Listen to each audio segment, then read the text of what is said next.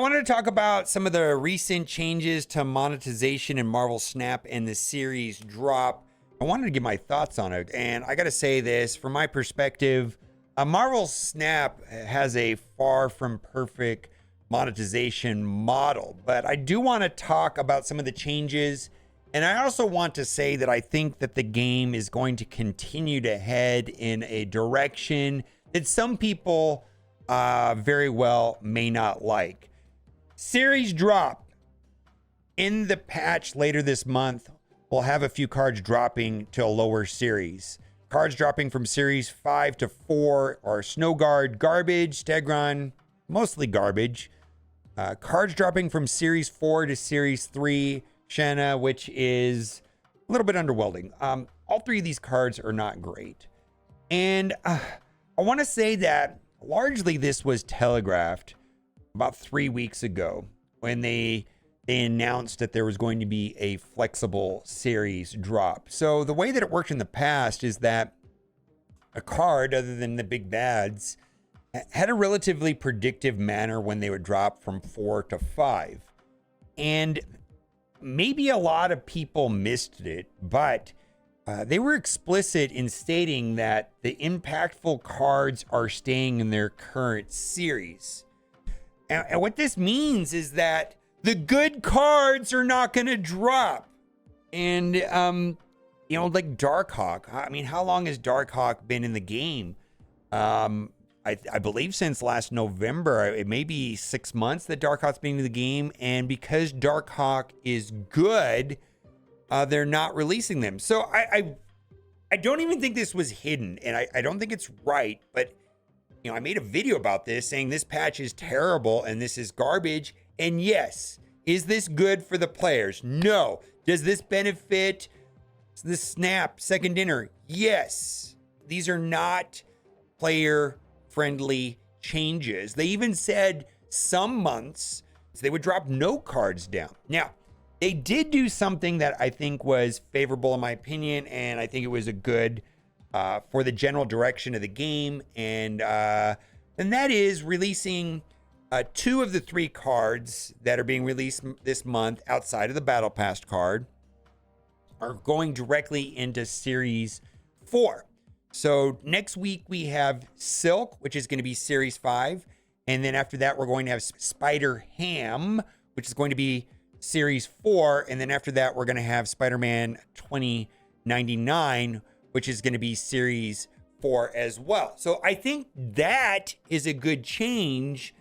But it is what it is. And I don't know if this is good. Oh, I know this is not good. But like, for example, Darkhawk, they're just straight up, not dropping Darkhawk down to Series 3. And I think the way that they're doing it is not a secret. Basically, if a card is viable and seeing good play and actually people are buying the card with tokens, they're not going to drop it. They're going to drop the cards that aren't selling, basically. If the card is selling and people are dumping tokens into it, it's going to stay where it's at, and they're going to discount or drop the cards from 5 to 4 and 4 to 3 if they're not selling. And I suspect that these 3 cards, which I don't like any of these 3 cards at all, Snow Guards, Tegron, and Shanna, are not selling. People are not using their collector tokens, and so they're dropping. And a lot of people have pointed out this is directly for their monetary gain. If you want to have Darkhawk, and this is a variant, but if you want to, purchase this package, which is not in the game yet, $30 US. If you don't want to spend the 3,000 collector tokens or randomly hope to get him out of a collector's reserve, which has basically a 1 in 40 chance of dropping a Series 4 out of collector's reserve, well, you can spend the $30 US.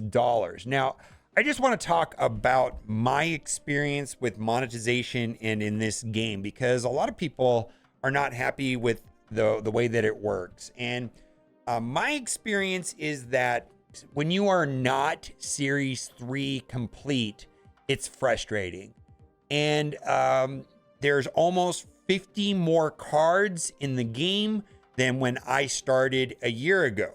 And so the amount of time free to play is going up on how long you are in that Series 3 incomplete situation, which really can be frustrating because the flexibility of and the number of decks that you can play is solely dependent on getting the cards in a random order. Now, you do have the ability to get one card for free per patch, which, or a season rather, which is 4 or 5 weeks. But this can be frustrating. And the solution to this problem is spend, upwards of, let's say, like $1,000 to be Series 3 complete. I also want to say that, in my opinion, in my view, there are 3 types of spenders in this game. There's free to play. There's people that want every card on release. And then there are value-based players like myself who typically just purchase the battle pass. And the reason why I'm bringing this up is that I strongly feel that once you are Series 3 complete and you are a purchaser of the battle pass card, and if you don't care about having every single card, this is a very reasonable system. And I personally have experienced it. Now, I also want to say that I've not played a lot of other card games. I have played largely hero collectors like Marvel Strike Force and Galaxy of Heroes. And the cost for me to keep up with this game and play competitively is so incredibly inexpensive. But there's some stipulations, and this may or may not be your circumstance, or you may not see value in this. But I'm getting about $20 a month worth of gold, and I'm buying the Battle Pass card, and I am not buying any variants. I'm exclusively spending my gold on collector tokens. I'm hoarding my collector tokens for vital cards only, and I'm ignoring the bad cards. And my belief is that as long as Second Dinner continues to release bad Series 5 cards, I will not be behind. And whether or not you think they're bad or not, but they're optional, right? And if you're looking here on the screen right here, these are the 3 cards that I do not own. Do not own Howard the Duck. I do not own Stegron, and I do not own Living Tribunal. So this puts me in a situation where I'm able to save my collector's reserves. You can see right here, I'm sitting on 50 of them. I only open them when there is a card in Series 4 that I want to play. And this is putting me in a situation where, I may very well, when Spider-Ham and Spider-Man 2099 are actually in the game, and I think those are 2 cards that I want to play, I will be getting them for free. And so I think this is a system that is working, and I've been talking to a lot of other players that are Series 3 complete, and they're purchasing of the Battle Pass, and they're being selective with the cards that they get and they spend with their collector's tokens. And they're also saving their collector's reserves for when they need a card or want a card that is in Series 4. I'm not opening these until there's a card that I don't have that's in Series 4. I'm currently Series 4 complete, and so I'm sitting on them. And I think this is a great system. Now, I just want to say that this is my personal experience with other mobile games, and I'm very happy that this game is, in my view, relatively inexpensive. Like $30 a month is what I'm looking at. Like I said, $20 worth of gold, $10 for the Battle Pass. But please keep in mind, I am not buying cosmetics.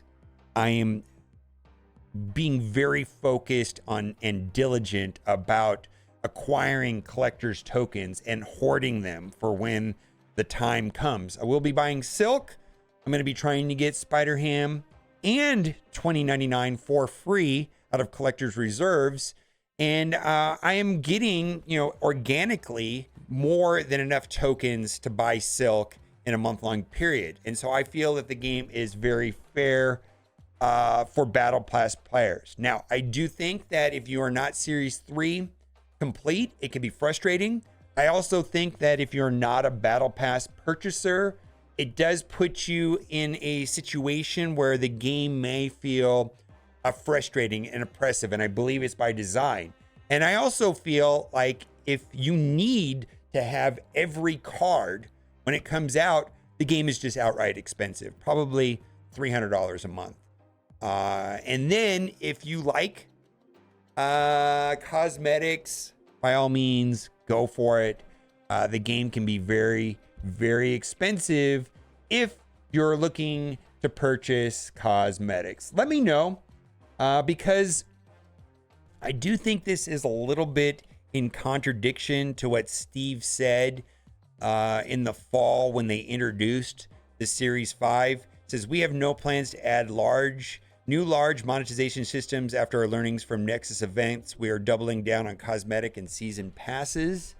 I hope that stays true, given that we're having some changes in their monetary system currently and the way that they're dropping cards for 4 to 5. So let me ask you this, and put it down in the comment section. Are you happy with a Marvel Snap? Are you happy with the monetization system? Could it be better? For sure. But do you feel like you have reasonable access to cards that you want? Do you feel that the game is gone ridiculous over pay to win, or is it reasonable for you? I'd like to hear your thoughts. Maybe I'm delusional in thinking that $30 is a good value.